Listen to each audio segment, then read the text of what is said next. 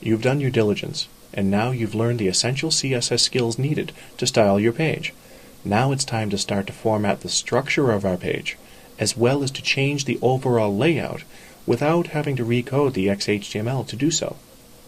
Understanding the box model concept, we will see that it is possible to completely change the appearance of our XHTML quickly without having to touch our XHTML to do so. In this lesson, we'll look at linking to an external CSS style sheet rather than defining our CSS styles in each and every single HTML page in our site. Doing this will add a huge amount of efficiency to your website and make things significantly easier for you to maintain. Having one single place or a series of separate CSS files based on subject that govern aspects of formatting and layout of your site, separate and away from the HTML structure of your website, will make things much easier for you to maintain going forward. Let's take a look at how we do this. In the Project Files folder, in Chapter 6, let's take a look at lesson_01_home in TextEdit and in Firefox, or the default browser on your machine. Now this file should look very much the same as what we've seen before. And as we can see inside the HTML page itself, we have internal CSS styles defined, governing the format and to a very small degree the layout of this page. But what we want to do is get these styles out of this page and into their own separate file.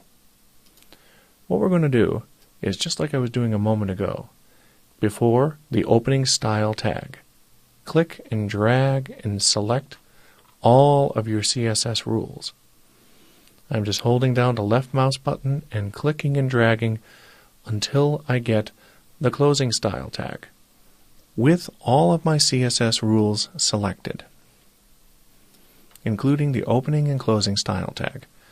From the Edit menu, I'm going to cut my CSS styles into memory, and then from the File menu, create a new document, and then from the Edit menu, paste all of your CSS rules into this new file. Now before you do anything else, save this file. From the File menu, select Save, Command-S, Control-S on the PC. Save this file into the Chapter 6 folder and give it the name style.css. .css is the file extension we'll use for all of our external CSS files.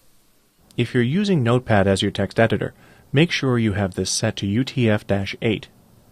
When you click Save, the file is saved. Now, we're not finished yet. Since this is a separate CSS style sheet, we no longer need the opening and closing style tags. We'll use an attribute that will let the browser know that the content of this style page are in fact CSS style rules.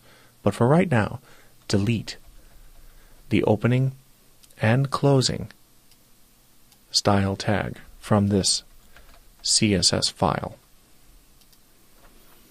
And again, save this file and close it. We're done setting up our CSS file. That wasn't so hard. Now we just need to link to it.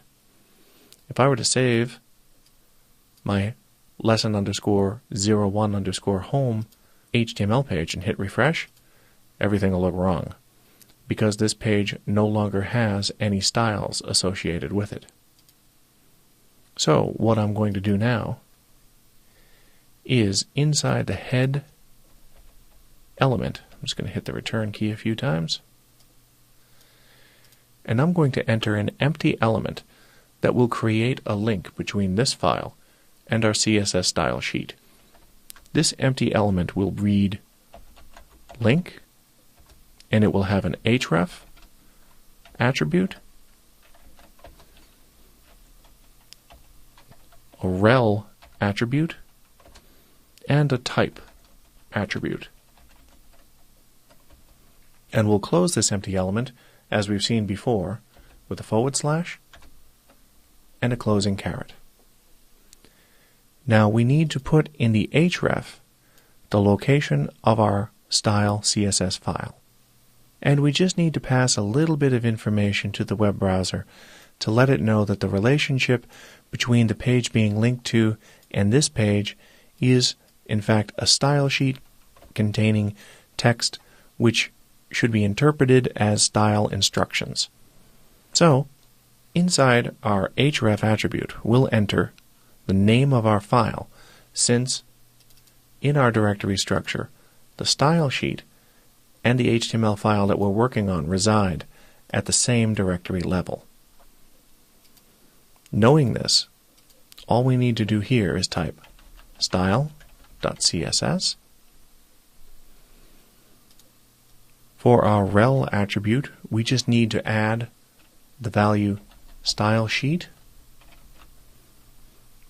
and the type of style sheet is text CSS. This single line of code is all that's needed to create a link between our HTML file and our CSS file. So if we save this file from the File menu and switch back over to what looks like a broken version of our page in our browser and hit Reload, all of a sudden the page looks like it should again. Except this time, when I right-click and view the page source, all of the CSS styles are in a separate style sheet. And now we can quickly apply this single line to each of the remaining associated files with this homepage, so that for this set of files, you only have to maintain one set of styles to see those changes applied to every single linked page.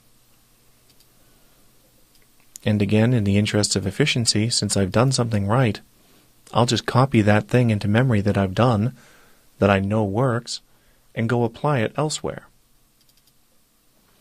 In this case, in the Chapter 6 folder, to the Nebula 1, 2, and 3 files, which we've seen before.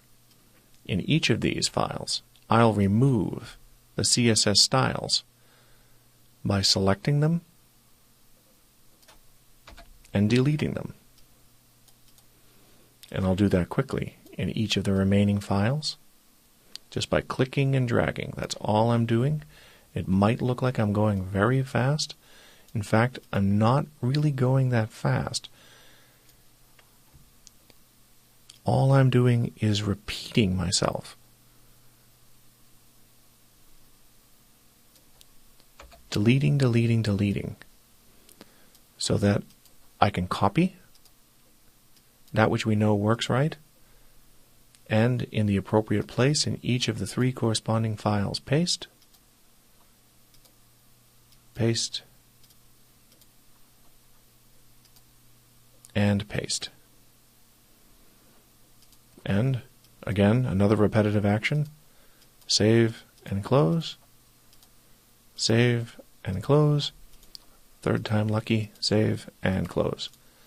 And I'll even close down my home page so that I can go to each of these pages, and when I view their source, I can see a local link to a style sheet.